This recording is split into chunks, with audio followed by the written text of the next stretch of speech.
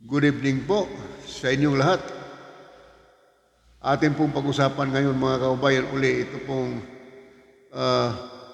issue pa rin po doon sa mga aso, ukal, dyan po sa DE na kasalukuyang tuloy-tuloy po nagretiro. Ito pong mga members dyan sa SRA, Sugar Regulatory Administration. Yan po. At ngayong araw ay mayroon pong bagong nagretiro. At sila po ay si Hermenegildo Sirapica. At siyempre itong board members na si Roland Beltran. Kahapon pa po yan. Ngunit yan na po ang tugon sa panawagan ng Senado noong nakarang araw sa speech ni Senate President Meg Subere. Salamat naman na patuloy silang nagre-restiro ngayon. Galit na galit nga po yung mga farmers dito at gustong pakasuhan ito ng mga farmers.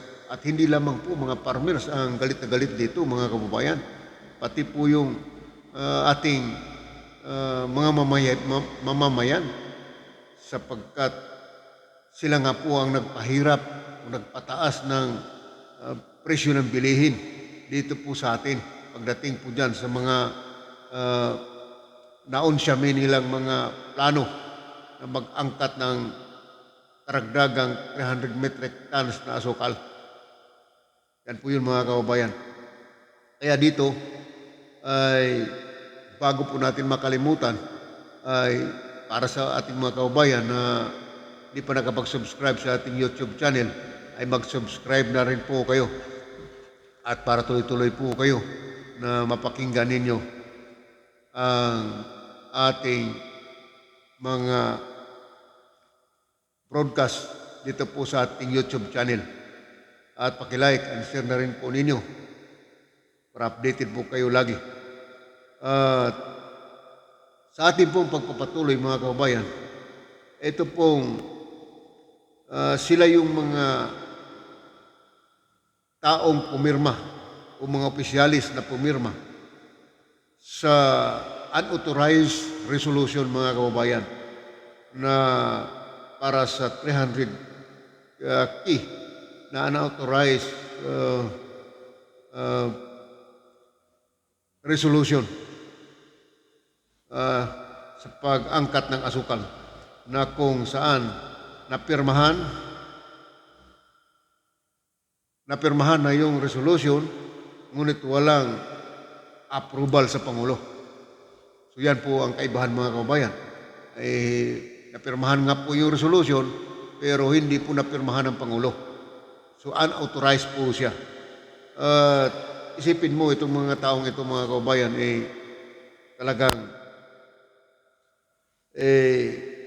sa kabutihan ng ating Pangulong Marcos ay kanilang sinasamantala. At nakita mo sa pag-take over mismo sa bagong administrasyon ni Pangulong Marcos, hindi po sila kaagad tinanggal. Sa ibang administrasyon, mga kababayan, pag-take over niyan ay lahat po ng mga appointee ng gobyerno ay inaalis po yan. Palitan po kagad yan. Pero sila hindi. Binigyan po sila ng extension. Itong mga sangkot sa controversial dyan po sa mga aso, dyan po sa SRA, mga kababayan. Binigyan po sila hanggang December extension. Hindi po sila kagad tinanggal. Dahil doon po sa inisyo ng Malacanang na bakantahin na yung mga position, pero iyon pong mga hiwala pa pong kapalit ay manatili pa po yan. Kaya nagkaroon po ito na sila ng extension. Isipin nyo yan, saan kayo makakita ng presidente na ganyan kabuti at bait at binigyan pa kayo ng extension? Etong mga taong ito, sa ngayon, ay hanggang December pa po yan. Pero palibhasa ay nag-submit sila ng resignation dito sa kanilang tungkulin, ay talaga namang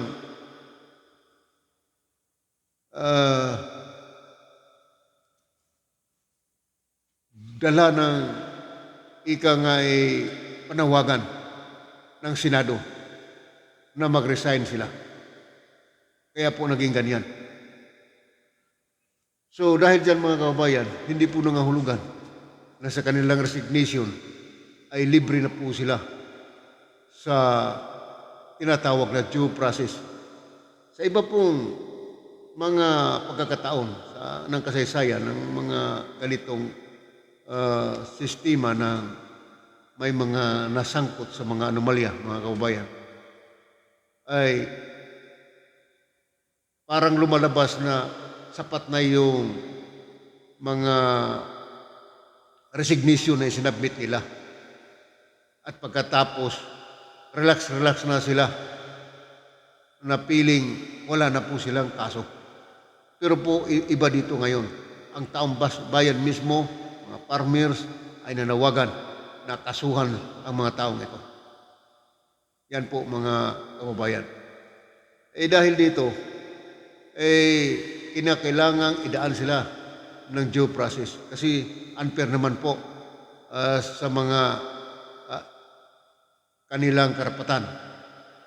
Kasi may karapatan din po sila na sumagot, umalinis yung kanilang pangalan sa harapan po ng korte. Kaya kinakailangan bibigyan po sila ng due process. Kinakailangan kasuhan sila.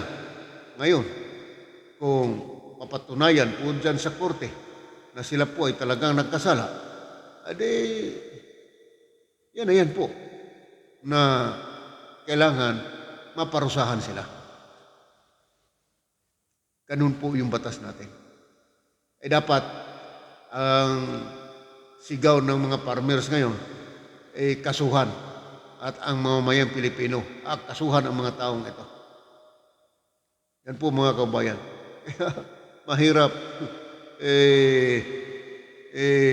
isipin etong mga taong mayroong mga maiitim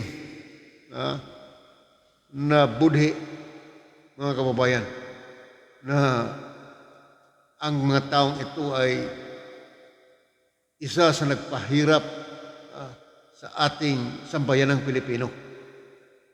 Kaya dapat itong mga taong ito ay parusahan na naaayon po sa batas. Itong si Beltran, nag-submit nga ito ng resignation kahapon, iniladahilan nga na sa kanyang kalusugan. Hindi po dinadahilan tungkol po doon sa kontrobersya ng pag-angkat ng asukal. Isipin mo yan. Kaya dito mga kabayan ay ang mga taong ito ay inextend ng Pangulong Marcos hanggang December 31. Pero dahil nga dyan sa resignation ay napaaga ang kanila pong pagkawala dito po sa kanilang tungkulin. Yan po mga kababayan. Kaya inuulit ko po, galit na galit po at gustong kasuhan ng mga farmers, pagkasuhan ng mga farmers itong mga taong ito. So, samantala ay tingnan ulit natin itong issue, bagamat nung isang araw pa ito. Ito pong DOJ ay hinabla na ngayon. Ito pong mga 16 katao na di umano'y nagbibigay ng pundo o suporta para po sa mga teroristang CPP-NPA. Alam po ninyo mga kababayan, under the law, ang mga taong nagpupundo o sumusuporta doon po sa mga teroristang grupo ay labag po yan sa batas. Yan po, ito po yung nangyari.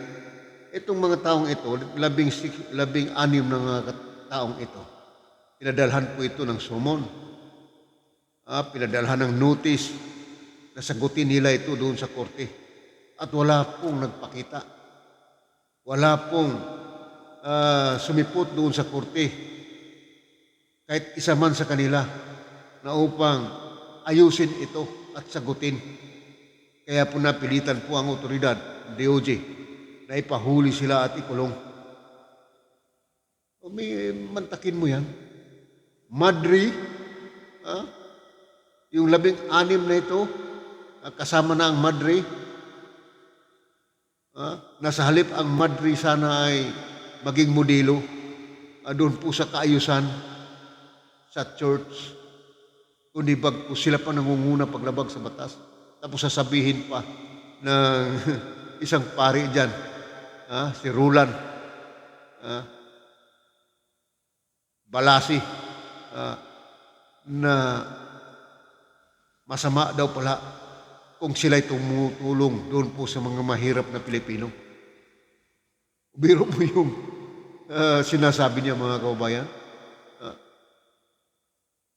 Nagpapalusot na kunwari maayos yung mga katuwiran nila.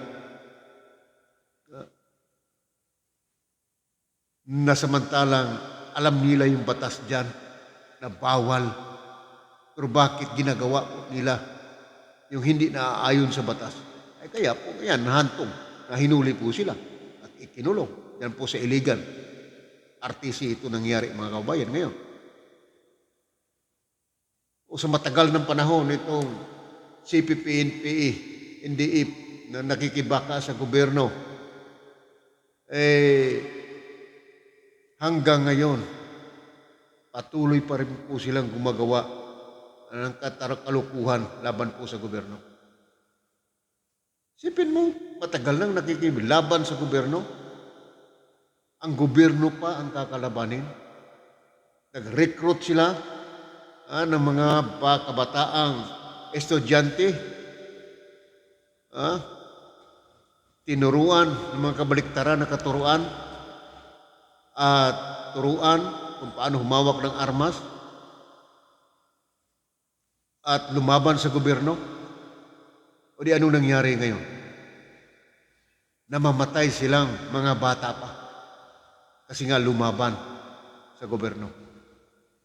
Tapos sasabihin ng isang pare, itong si Ronald na ito, pare, sasabihin niya, masama daw pala ang pagtulong doon po sa mga kaubayan nating mga Pilipino. Kailan ba ang simbahang Katoliko tumulong ng tuwiran o tapatan sa puso doon po sa mga mahihirap na Pilipino? Tapos pagdating sa problema na kinasasangkutan dyan sa paglabag sa batas, na sila po ay nagpupundo para po dyan sa mga teroristang NPA. Sasabihin masama pala para sa gobyerno yung tumulong sa mga taong mahihirap. Never na ang mga simbahang Katoliko ay tumulong ng tapatan na sa puso nila ang pagtulong sa ating mga taong mahirap. Napakaraming mga mahihirap dyan sa Maynila, natutulog dyan sa bangkita, walang damit, walang makain. Bakit hindi tinulungan ng mga pare yan?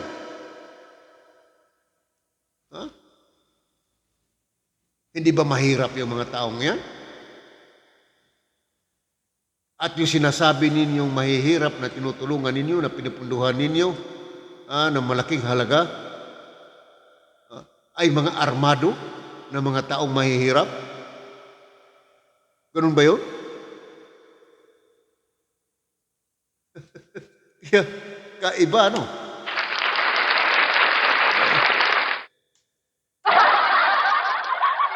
Yan po yung mga kababayan eh. Yan po yung katuwiran, baluktot. Kaya po mga kababayan, itong mga taong ito ay dapat papanagutin sa batas at inirekomenda ayon sa investigasyon ng Anti-Money Laundering Law.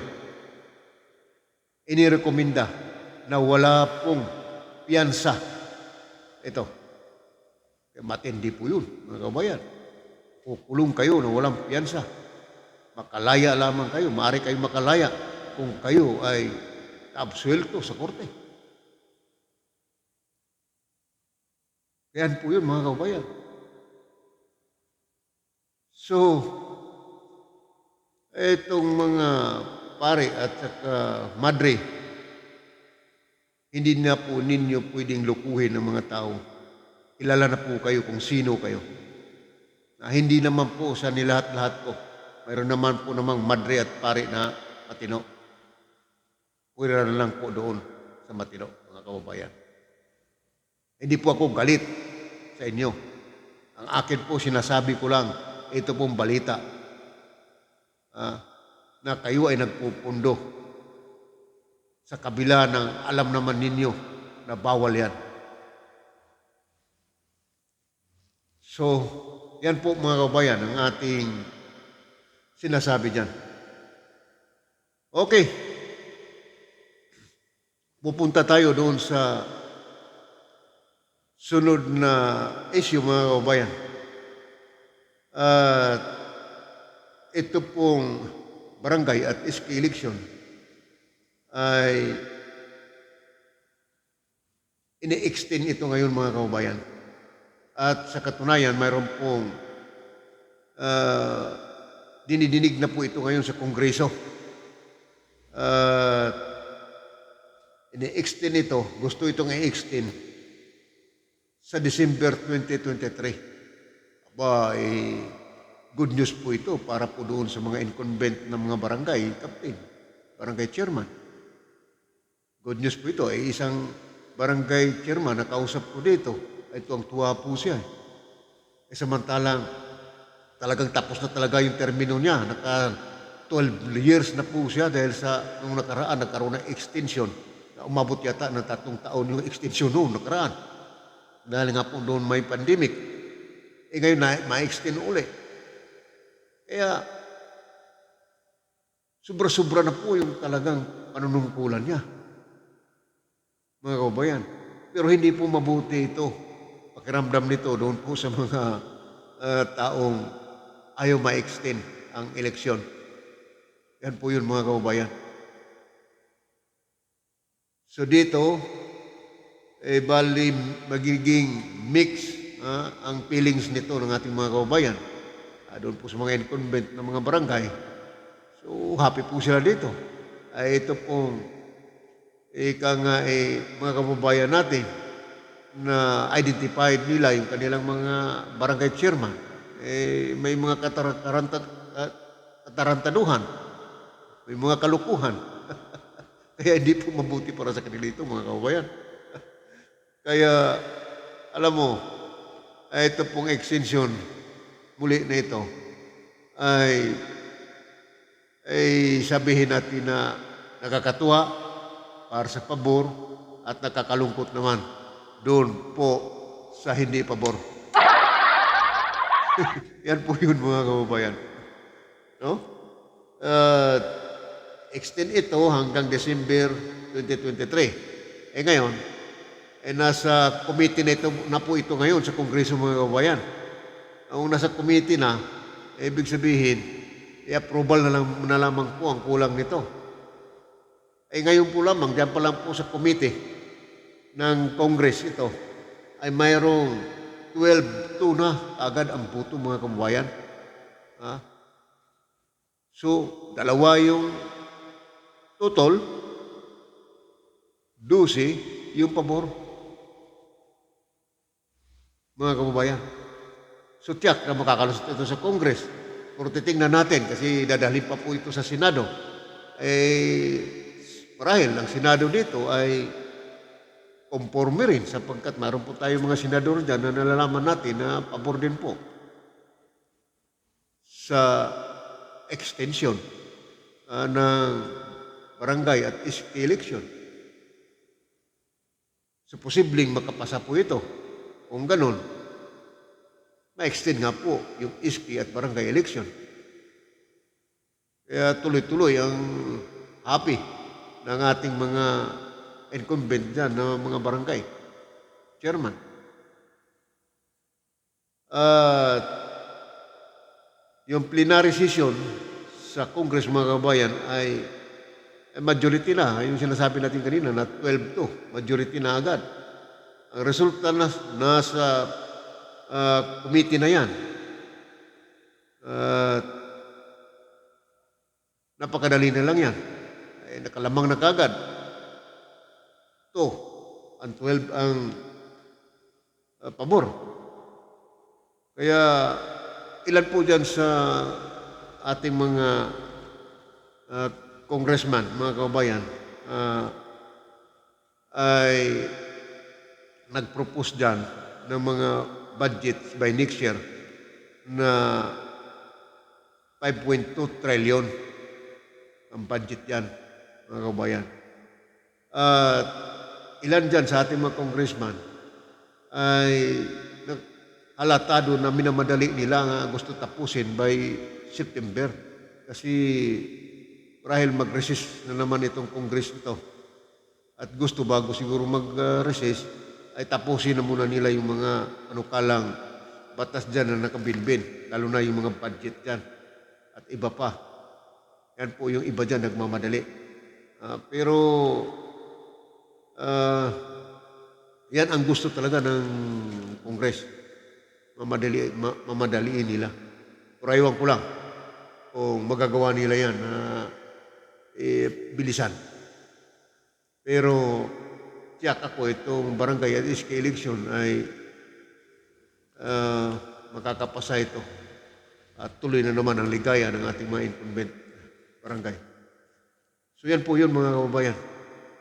Ang ating issue na napag-usapan ngayon.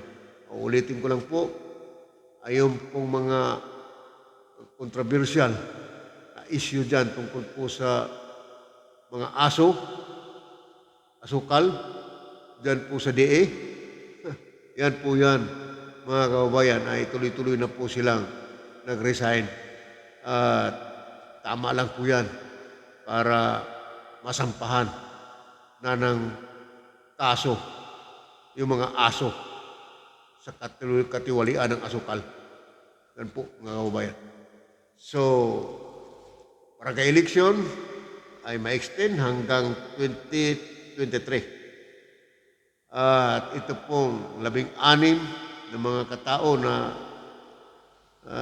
hinuli ngayon ng DOJ, nakakulong sa RTC, kaso dyan sa RTC, Iligan City, ay walang anino na sumipot sila, mga kababayan. Kaya nga po nahantong sa hulihan. Yan nga po, yung Congress ay minamadali nila na tapusin na itong mga panukalang batas dyan. So, hanggang sa sunod po natin na video mga kababayan, magkita-kita po tayo. God bless us all.